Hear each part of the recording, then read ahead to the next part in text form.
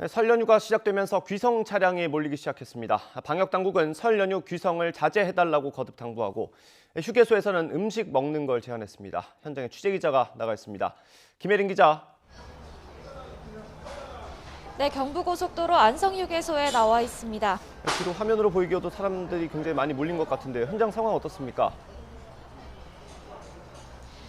네, 이른 아침부터 이곳 휴게소는 가족 단위 방문객으로 북적였습니다.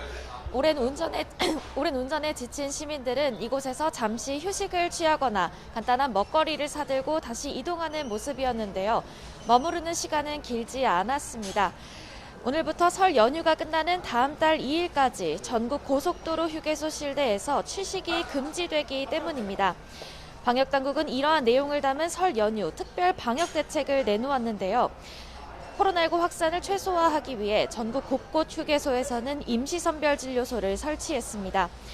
수도권은 안성휴게소 서울 방면, 이천휴게소 하남 방면, 용인휴게소 인천 방면 등 상행선에서 오전 10시부터 오후 6시까지 운영합니다.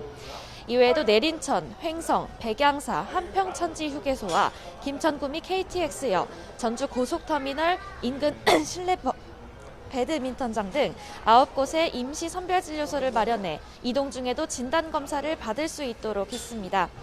또 수도권 귀성객들을 위해 강남 고속버스터미널, 김포공항 국내선 주차장, SRT 수서역 등에도 임시 선별진료소가 설치됩니다. 이런 가운데 국토교통부는 설 연휴 기간 하루 평균 480만 명이 이동할 것으로 예측했습니다. 지난해 409만 명보다 17.4% 증가한 수치입니다. 방역당국은 지난 추석 연휴가 끝난 직후 확진자 수가 38% 급증했다면서 설 명절 기간 이동을 자제해달라고 거듭 당부했습니다.